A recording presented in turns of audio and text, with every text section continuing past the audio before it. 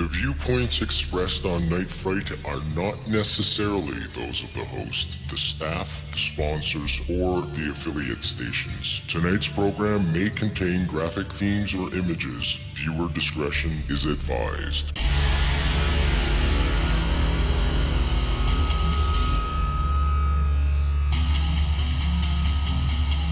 There is a time for question. There is a time for answers. There is a time to challenge. There is a time to speculate. There is a time for change. There is a time for truth. The time is now.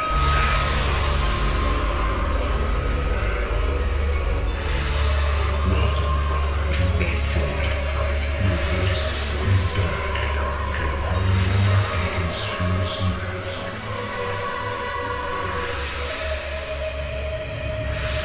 And now your host, Brent Holland.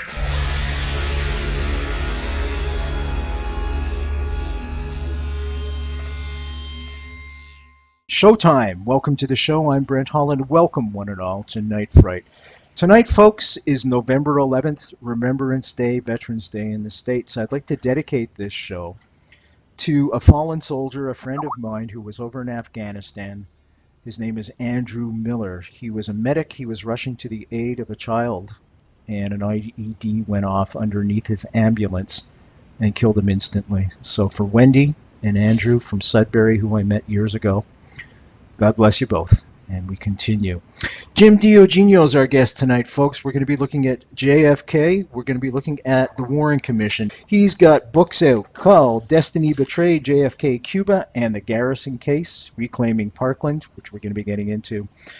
He's got a great book out called The Assassinations with co-author Lisa Pease. Lisa Pease, folks will know, that has been on the show. He also released something called Probe, which is an instrumental magazine that was released in the 90s to bring about change and an further examination of the JFK assassination, along with the other two assassinations, Martin Luther King as well as Bobby Kennedy. Citizens for Truth is his website, folks, but we'll be putting all this information, as always, on the Night Fright web show, so you won't have to write it down or remember it. Just go to the www.nightfrightshow.com website. All the links for all his books will be there. You can order them from the comfort of your own home, and also you'll be able to go right to his website, and Jim updates that on a regular basis.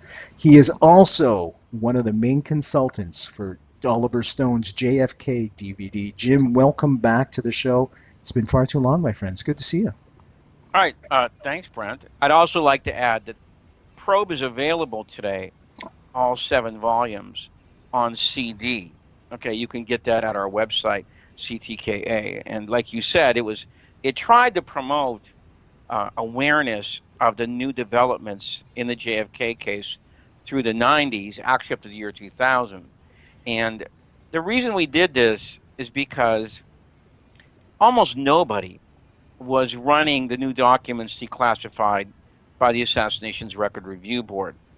And if your listeners don't know what that is, that's the Assassinations Record Review Board was set up by Bill Clinton to make visible and unredacted the overwhelming mass of paper that the government had accumulated over the years.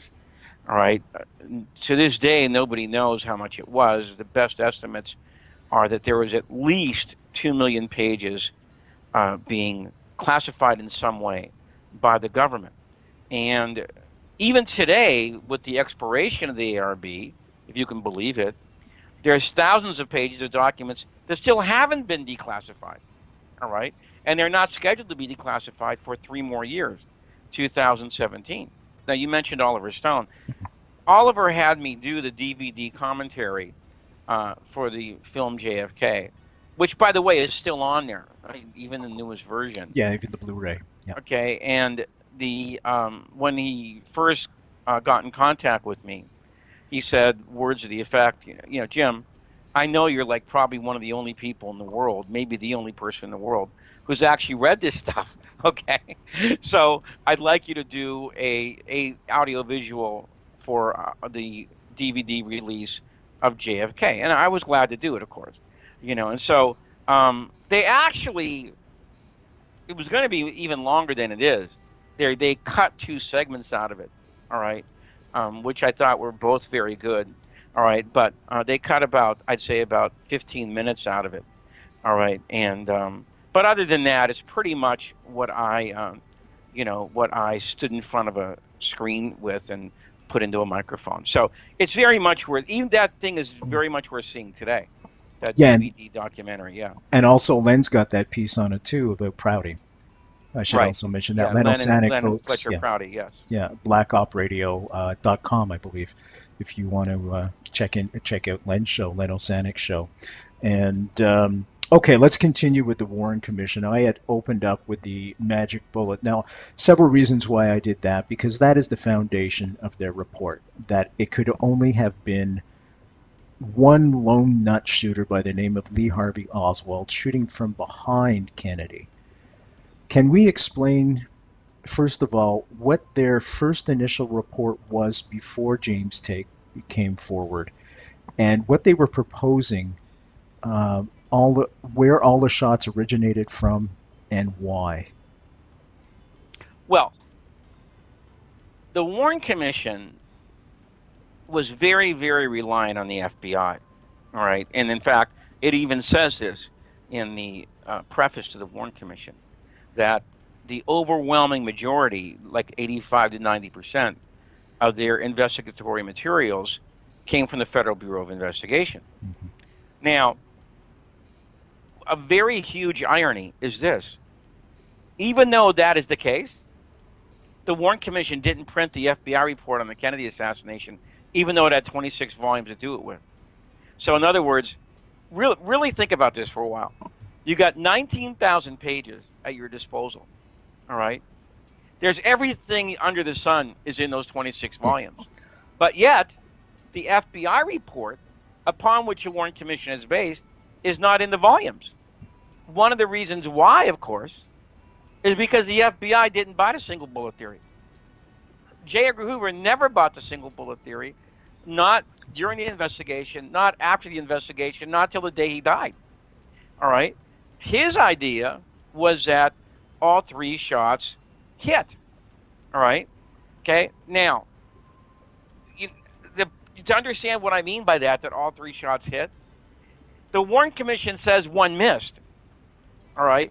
And they were alerted to this fact in April of 1964 by the local DA, the Justice Department DA down there in Dallas-Fort Worth, that one of the shots had exploded on the curb in front of bystander James Tague. Mm-hmm.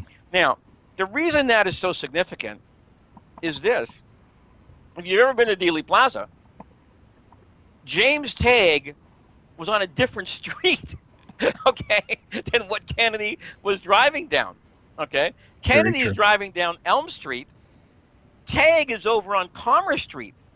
See, there's a trestle underneath the bridge, and Tague was on the other side of the trestle, all right? So, in other words, to think that Oswald fired the shot that missed Tague and then exploded at the curb, the debris exploding up into his face and making some blood wounds on his face, you have to believe that Oswald had 2 direct hits, that is in the head and shoulder area of the main target, Kennedy, all right?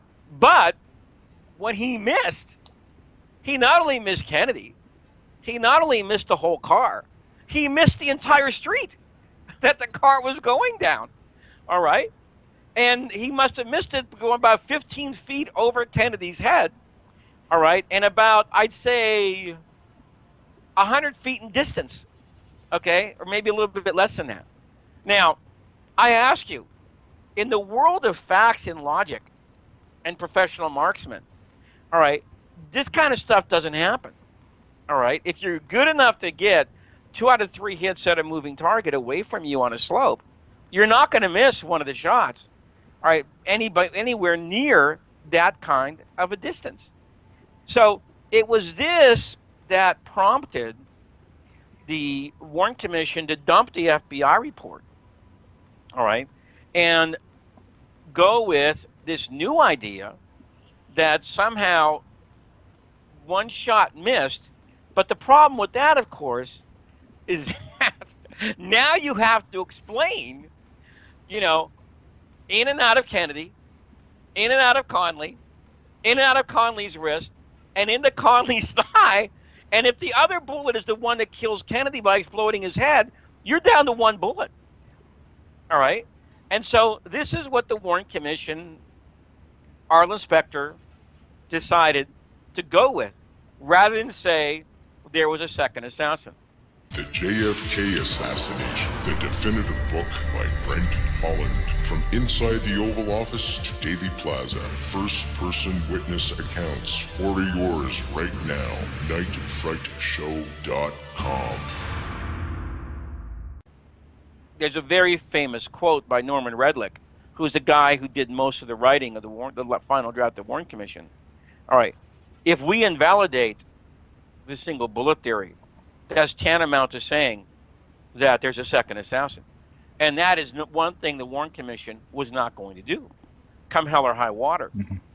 All right. Now, I should also add there was another reason that the Warren Commission decided to go with this.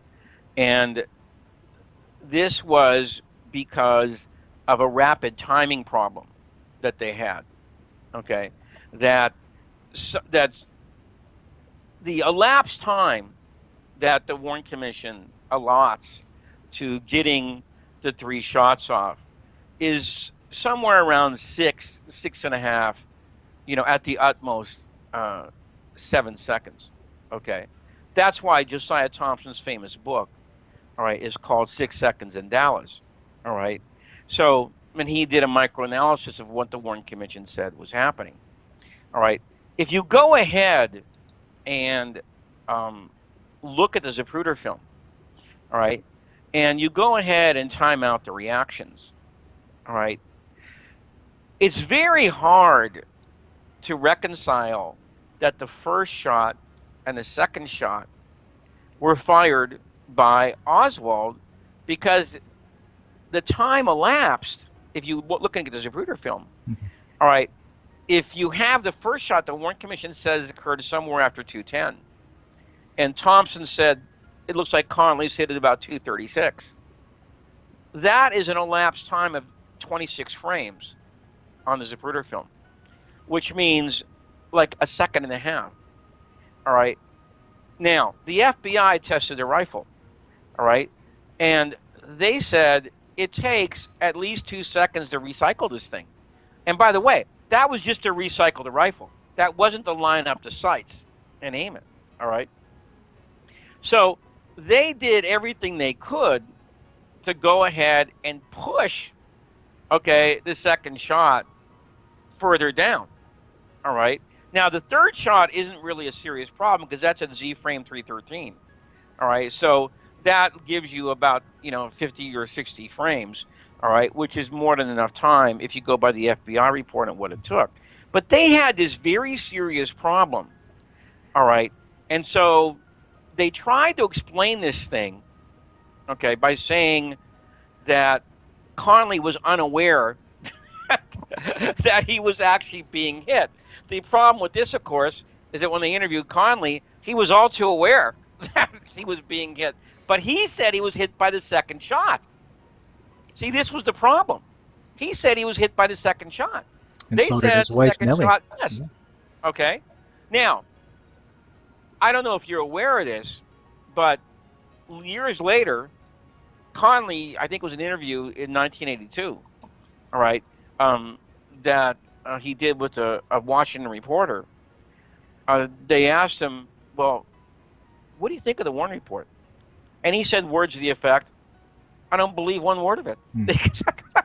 What do you mean you don't believe one word of it? He goes, that's just what I said. I think it's a bunch of crap, all right? And they said, well, why didn't you say something then? He goes, look, I didn't want to go ahead and go up against the Warren Commission and everything else and then open this thing up. And so I just decided to remain quiet about it. But if you'd have asked me privately back there in 1964 when it was published, I'd have told you the same thing off the record. All right. So here you have a guy who's riding in the car. Okay. He doesn't even believe, what the Warren Commission is saying. All right. So it became, though, as many people have said, Cyril Wecht, most memorably, the sine qua non of the Warren Commission, which means in Latin, without this, everything else collapses. All right, which is utterly true. You don't have the single bullet theory. The whole 808 pages of the Warren Commission, you might as well just throw it in the fire. All right? So this is why it was so important for them to put this thing together, even after the tag hit was exposed. And I should go ahead and go into this a little bit more deeply. Hoover tried to make the tag hit disappear. That's right. Okay? He tried to make it disappear. Tag had seen the breakage in the curb himself, and he had actually told other people about it. Then he was ready to be going on a vacation in April. All right? And he took a little walk out there with his camera, all right, to go ahead and take some pictures of it. And guess what? It wasn't there anymore. Okay, somebody had gone ahead and jellied it up, all right? And he said you could see where they had done it, or as plain as day, And so this created a ruckus, a local ruckus down in Dallas.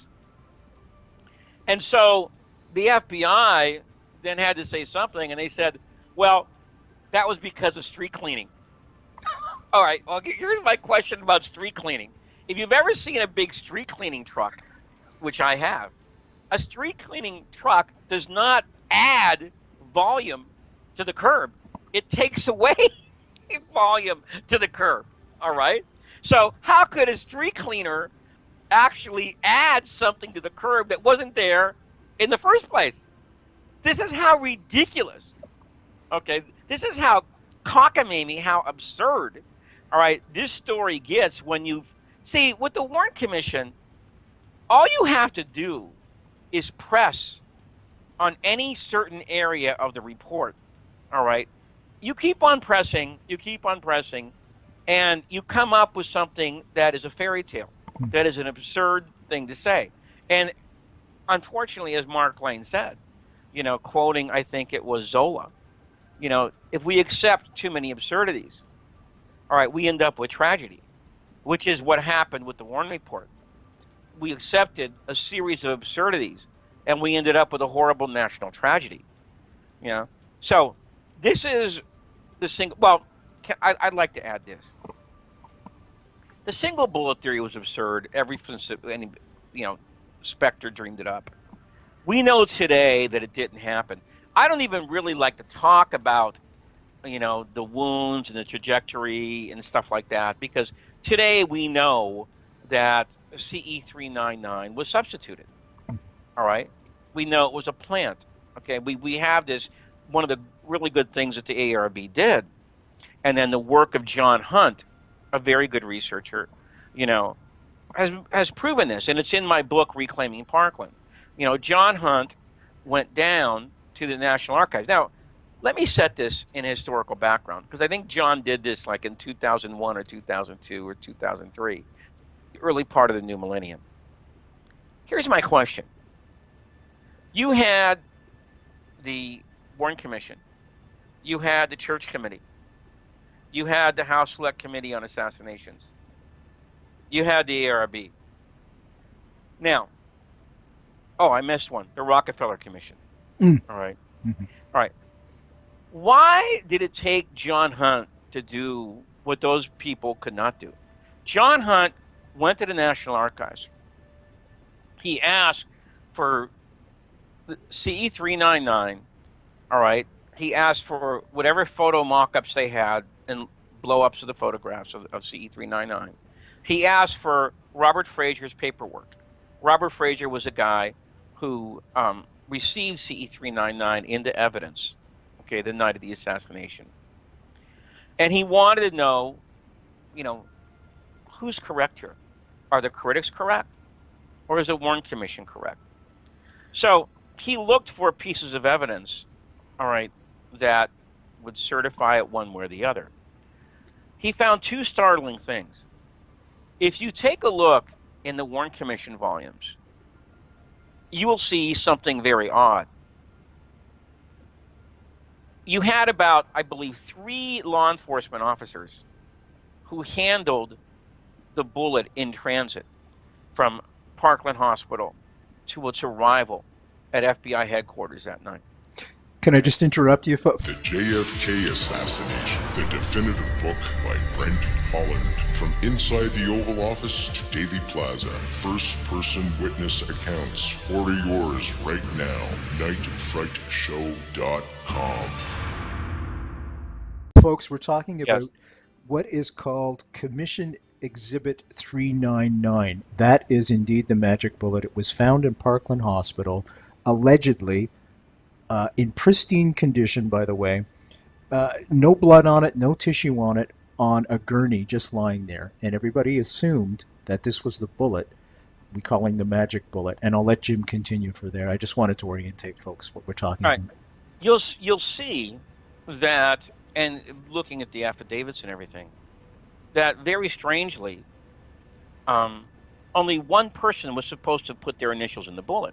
This is very odd because one of the very first things law officers are trained to do is when you're handling important pieces of evidence, all right, and you're passing the evidence along an evidentiary chain up to command, they even give you what's called a marking blade, all right, in which you carve your initials into the item, whatever it may be, so that when it comes to court, see, the last thing you want is the defense attorney to say that such and such an exhibit is inadmissible because there's no chain of evidence with it, all right? So there you have the chain of evidence. I initialed it here, he initialed it here, he initialed it there. All right. If you read the Warren Commission, and if you even books on the Warren Commission, like Josiah Thompson's book, 6 Seconds in Dallas, he even fell for this. He writes that Elmer Lee Todd initialed the bullet. Okay, CE-399. So this, like much in the literature on the Kennedy assassination, became part of ledger domain. All right? In other words, this became recited by other researchers, other people, other books, etc. Elmer Lee Todd, Elmer Lee Todd, Elmer Lee Todd. Now, why is that important? Because Elmer Lee Todd was supposed to have gotten the bullet at the White House at approximately 9:30 that night from James Rowley of the Secret Service, who got it from Richard Johnson, who was another Secret Service agent. All right? So, I think it's one of the CE-2043 or something like that, in the Warren Commission volumes, this is what it says, that Todd initialed the bullet. So John Hunt goes down to the National Archives in a new millennium, and guess what? This will be no surprise to you. Elmer Lee Todd's initials are not on the bullet. Okay? This was a lie that Hoover passed on to the commission, that the commission swallowed, and that all these other authors like Thompson and everybody else swallowed without going down to the National Archives and checking the bullet. The Warren Commission, the Church Committee, the ARB, the House Select Committee, none of them went ahead and looked at this exhibit and to see that Hoover had lied. All right? Now, there's one other thing that John Hunt discovered. If you take a look at the receipt that Rowley passed on to Elmer Lee Todd, okay, it's on a little piece of paper, and actually Thompson, I think, has this in his book. And it says words to the effect that I, James Rowley, passed on this bullet exhibit to Elmer Lee Todd at, I think the time was like 9:40, all right, Eastern Standard Time, all right? And of course, remember, this is CE-399, the so-called stretcher bullet. Well, Hunt discovered in Fraser's memoranda, all right, written that night, that Fraser had already received the stretcher bullet because he wrote it down in his notes at 7:30. Now, here's my question. How could Fraser get the bullet about 2 hours before Todd ever got it from Rowley? Okay? And now you know why, folks, we call this thing over and over and over again the magic bullet. No, it's even more magical than anybody ever thought of, right? It disappears and comes back. And So now, well, I have one more thing to tell you. All right. Another piece of evidence that the Warren Commission used, and Hoover used, and other people who supported the Warren Commission have used, is that FBI agent Bardwell Odom had shown the bullet to O.P. Wright. Okay? Now, O.P. Wright is the chief of security at Parkland Hospital. He was supposedly one of the first two people to actually handle a bullet, and in fact, he's a guy who gave it to the Secret Service.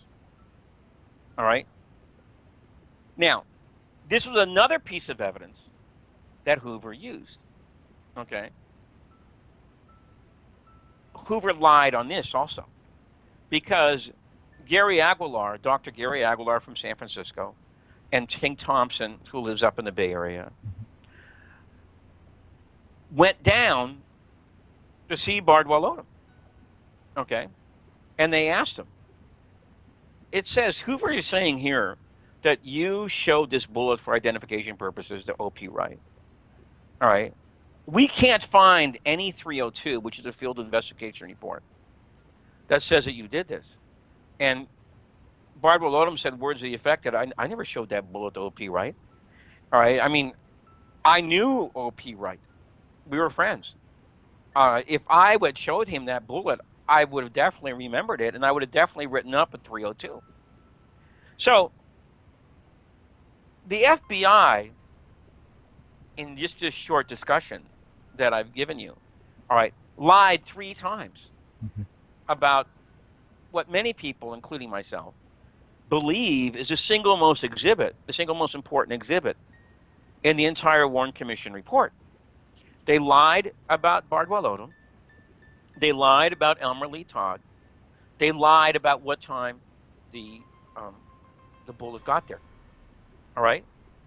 So we're left by the most benign interpretation that I can think of these events, and this is really bending over a little bit too backwards, is that there were 4 bullets. Okay? There were 4 The other interpretation, of course, is they switched to bullets, which I think is even worse. If they switched to bullets, that's even worse. All right? You know? So, but either way, it's a conspiracy. Either way, it's a conspiracy. If there's 4 bullets, like we said earlier, that means there's a second assassin.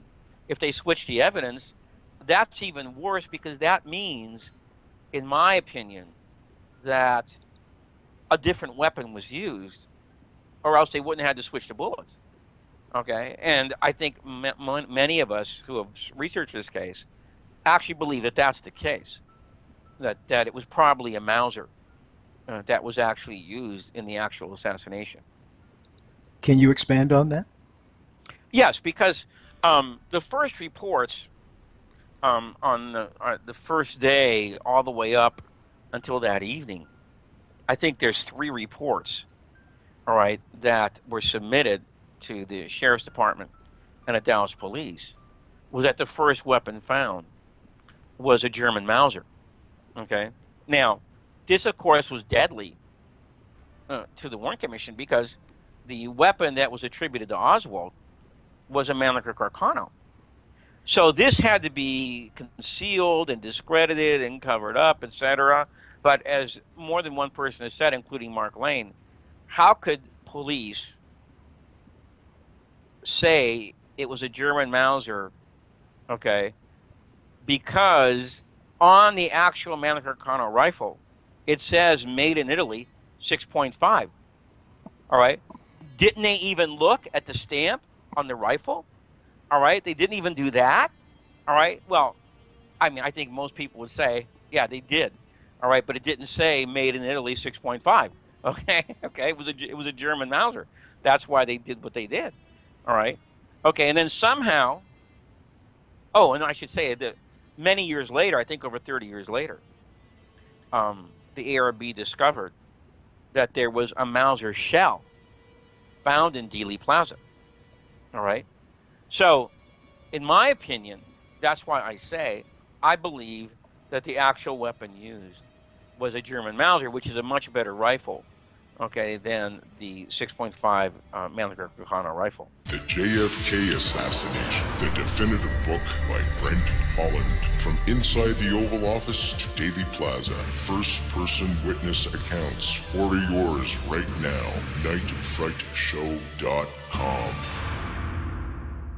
I'm your host, Brent Holland. Get the coffee going, get the tea going, get a beverage of your choice going. We've got a fantastic show for you tonight. Jim DiEugenio is our guest tonight.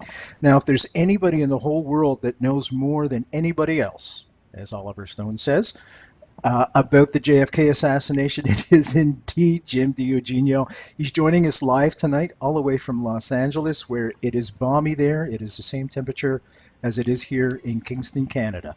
And for that, we are ever grateful, because we know that the white stuff is just around the corner. Jim, let's go back into the Warren Commission. Now, the obvious question is, we know it's a cover-up at this point. In 2014, that's been established.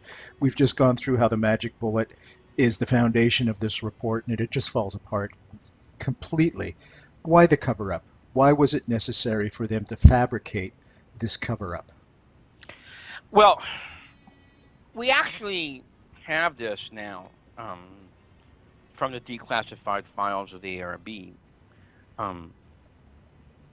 Very soon, within the intelligence community, there was reports that Oswald had been in Mexico City, and that Oswald had visited both the Cuban embassy and the Russian embassy.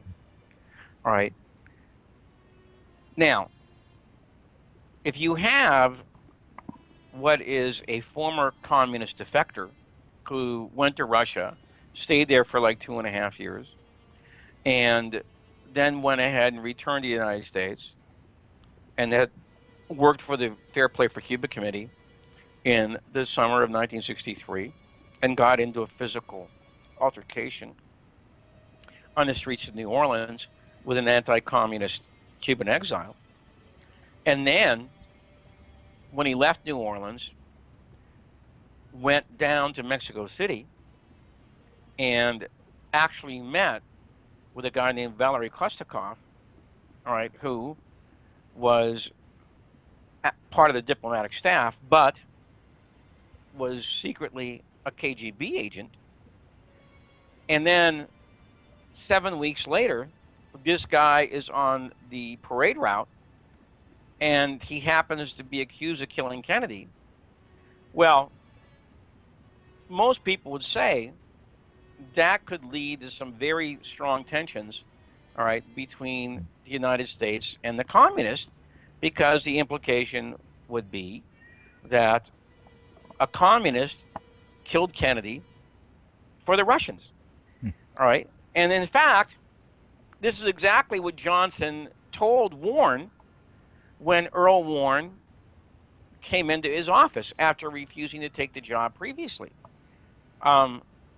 Johnson then told him that he had to take the job. He needed his imprimatur on the report, or else there's a possibility that there would be nuclear warfare and there'd be 40 million dead. Let me ask you this, Jim, because I've never asked you this before. Do you think Johnson was being disingenuous? Do you think he actually believed that? Well, see, that's a very interesting question. It's an important question, too.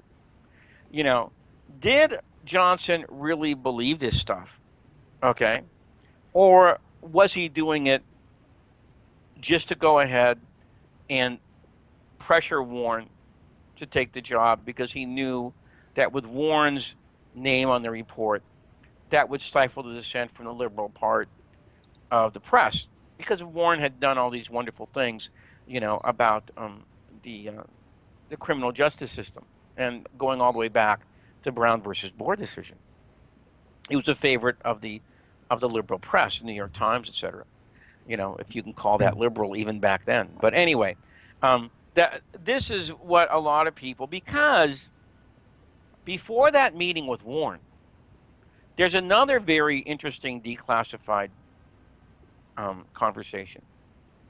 And it turns out that Hoover had very early on, within 24 hours of the assassination, told Johnson they were having a problem with Oswald being in Mexico City. And the problem is that, number one, we have this tape, okay, which my FBI agents have listened to. And some of these guys had actually interviewed Oswald when he was in detention. And they go, this isn't his voice, okay? This isn't the guy we're talking to. This isn't his voice. And the other thing was that the picture that the CIA had sent up was in no way even close to looking like Oswald. All right, this is the famous Mystery Man photograph, all right, which, if you haven't seen it, it looks like a Russian rugby player.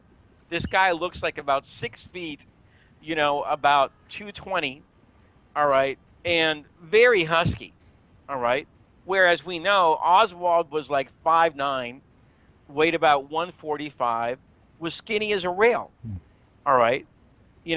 Nobody could possibly believe that that picture in any way represented Oswald. Now, Hoover actually voiced these doubts, and he actually, I think, if I remember correctly, said, we're checking out these rumors that there was a second Oswald down there in Mexico City.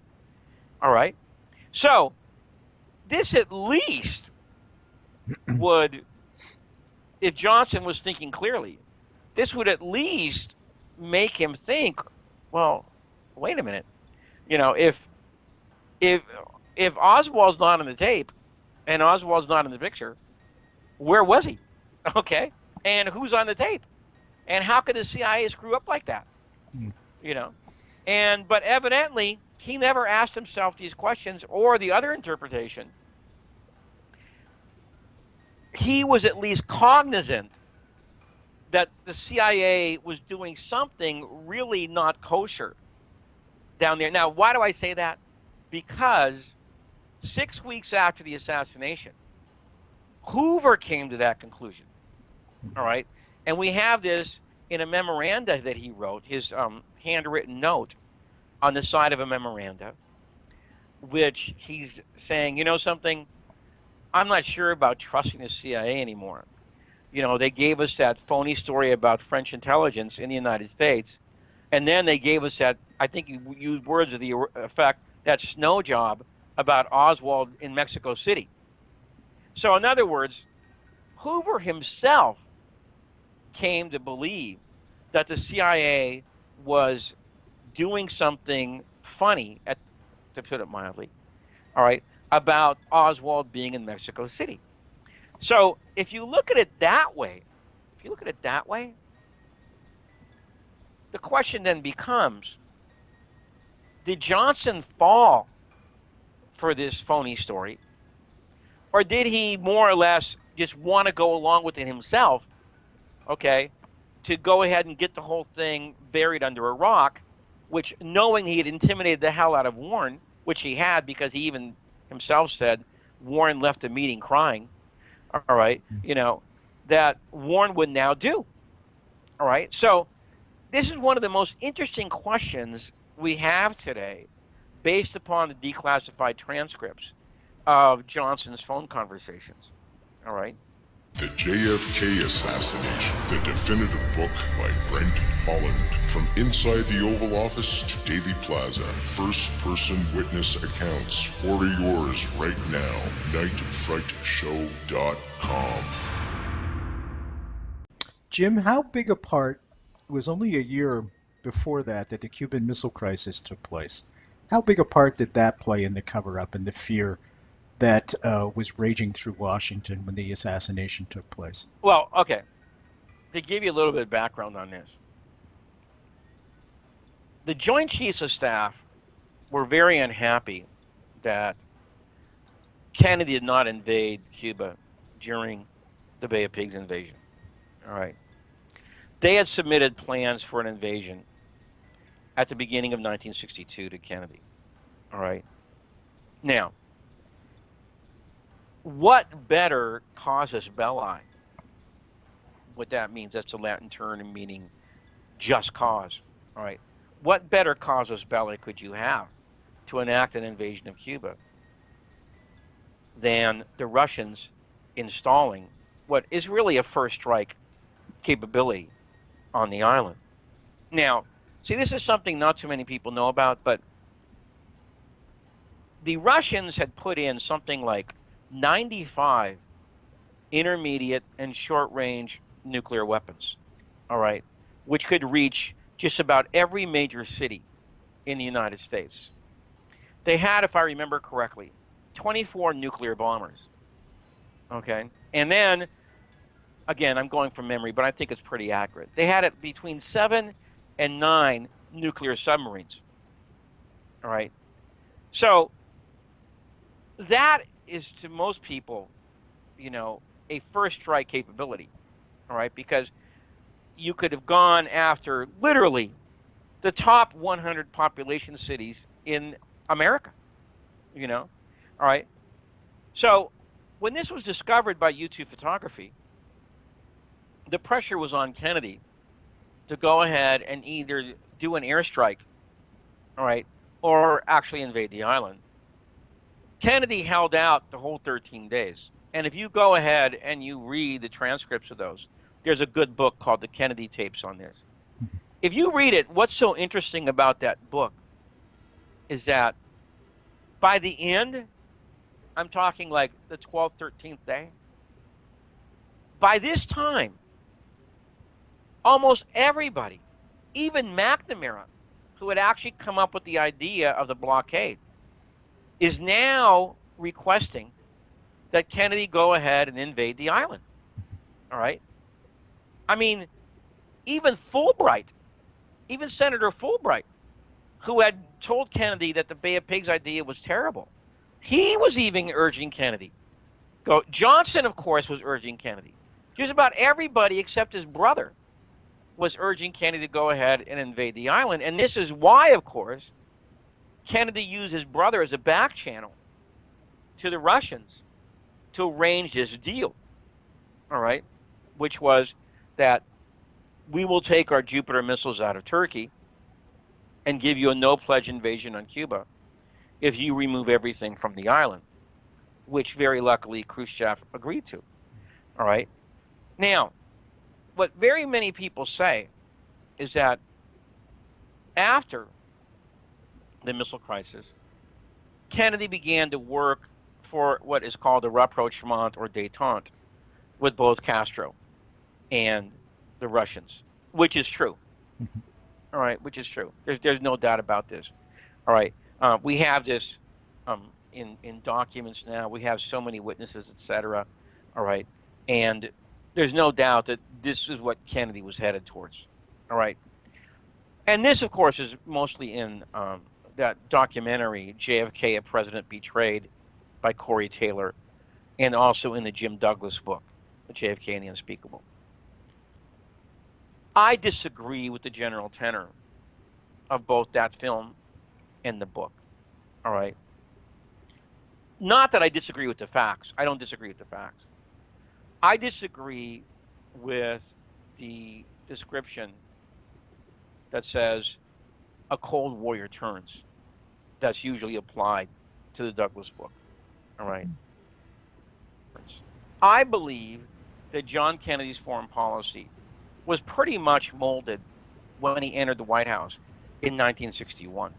It's just that we've been looking at the wrong places to see what that foreign policy was. And I really have a beef with the research community on this particular point, because in my opinion, to learn about JFK's foreign policy, you shouldn't go to JFK assassination books, because all they talk about is Vietnam and Cuba. Like, that's the only thing that Kennedy did for 3 years in the field of foreign, which is not even close to being the truth. All right. The one I want to talk about a little bit more tonight is Kennedy's Middle Eastern policy, because I'd be willing to wager 98% of the people listening to this show didn't even know Kennedy had a Middle Eastern policy. All right. But he definitely did. And you can outline it very sketchily in 3 or 4 statements, okay? First of all, Kennedy wanted to not give atomic weapons to Israel, all right, under any circumstances. He thought that would just escalate the whole movement way out of control. Number 2, Kennedy wanted to put the Palestinian issue on the back burner for now, because he understood how inflammatory that was. All right? Okay. He wanted to concentrate in his presidency in getting the most nationalist, secularist leaders in the area that he could talk to. People like Gamal Abdel Nasser and Sadat in Egypt. Okay, he did not want to deal with the monarchies in Saudi Arabia, and in fact, he was opposed to the monarchy in Saudi Arabia. All right, at that early age. All right, he did not really like the Shah of Iran. In fact, he commissioned a study, a State Department study, to bring back Mossadegh. Now, to understand what that means, you got to understand that the CIA overthrew Mossadegh. In fact, that was their first coup under Allen Dulles. All right, and back there in 1953. Because, of course, Mossadegh wanted to do with the natural resources of his country what people like Lumumba and Sukarno wanted to do with their natural resources, like keep it in our country, enrich our people, rather than sending it to England or the United States or France, etc. Yeah, Mozambique, folks, 1953, he nationalized the oil in Iran. And that kind of makes me nervous, because Canada right now supplies the most oil to the United States. I'm just jesting. It's not the same dynamic at all. But. All right. Okay. And so the Shah understood this. Okay. And he understood that the Kennedy brothers were not kidding. So in 1963, again, you guys probably never even heard what this was.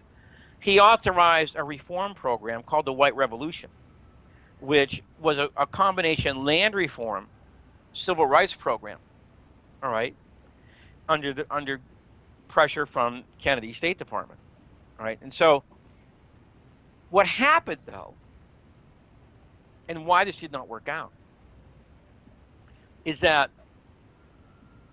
Johnson, unlike Kennedy, was very good friends with the Rockefeller family. In fact, he wanted Nelson Rockefeller to run for president, okay, in 1968, because he thought Nelson Rockefeller was the only Republican who could beat Bobby Kennedy. All right. And so Johnson, of course, eased up on this. Johnson completely shifted Kennedy's neutral position towards Israel. All right. And this is exhibited by the 6-Day War and also the Liberty Incident. All right. And so then, of course, when Nixon gets into office, his foreign policy maestro is Henry Kissinger, who, of course, owes his career to Rockefeller.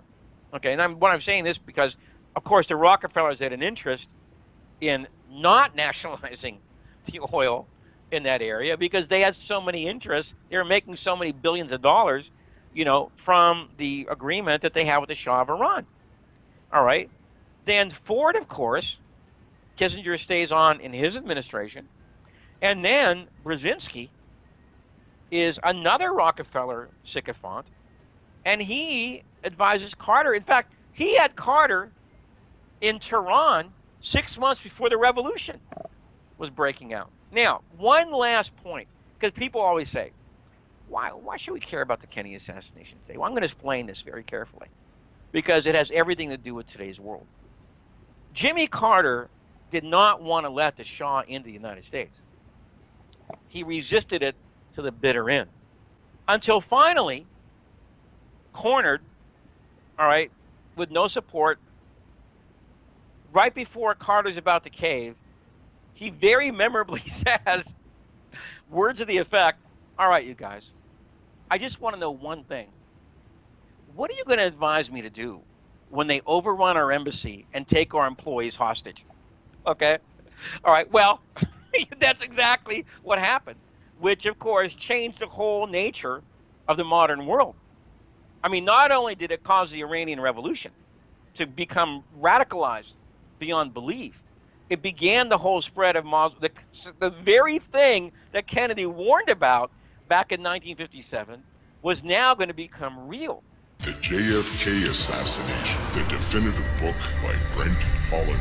From inside the Oval Office to Dealey Plaza, first-person witness accounts. Order yours right now. nightfrightshow.com. Yeah, I should set up the dynamic too, folks. In 1979, the Shah of Iran, which means king, was a dictator. He did bring in Western not Western values, that's the wrong word to use, but Western ideology, if you will. Women didn't have to cover. There was no Sharia law the way there is now. And all of a sudden, this Ayatollah Khomeini comes along. Ayatollah Khomeini, by many people, is seen as this messianic type of figure. He's going to straighten out all the tyranny that was taking place under the Shah of Iran, all the American influence, and he promises, yes, we'll have free elections, we'll have Western values, if you will, where women won't have to cover, no Sharia law, and all of a sudden he gets in power, and within 6 months he's firing women judges, he's making women cover, and the rest just follows suit. They replaced one dictator with a thugocracy, as I call it. What happened is that the whole issue of letting the Shah into the United States radicalized. If you remember the marches around the embassy and everything and all that stuff, and then when it happened, that's really when the Ayatollah and his forces took the upper hand. And let's put it this way. The story about that whole Iranian Revolution has never really been told completely. And it's a real shame that it has not been. Yeah, all right? Because there's no doubt today it was a cataclysmic event in contemporary history. So when I say, people say, well, why should we worry about what happened to Kennedy today? I go, well, because the whole world is based upon the reversal of his foreign policy in the Middle East, except nobody knows what his foreign policy in the Middle East was. I mean, that's the big problem. So this is one of the things that I've been interested, in doing. All right, and in the last year or so. The deeper cover-up is who was John Kennedy. And today, after doing all this work in this area, I believe that this particular cover-up is even worse. It's even more institutionalized. It's even more ingrained into our media and into our body politic than the other cover-up is. Because, and the reason I think is pretty obvious, is because if the American people knew how much the world changed because of the murder of Kennedy. I'm Brent Holland from Night Fright. Thank you all for joining us. See you next time.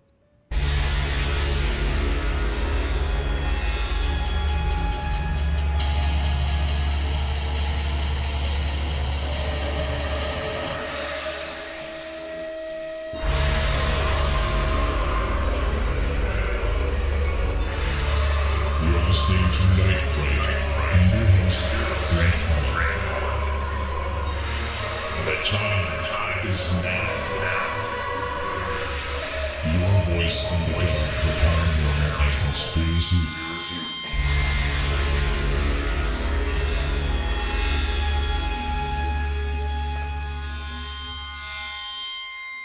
The JFK Assassination, the definitive book by Brent, Holland. From inside the Oval Office to Dealey Plaza, first-person witness accounts. Order yours right now. nightfrightshow.com.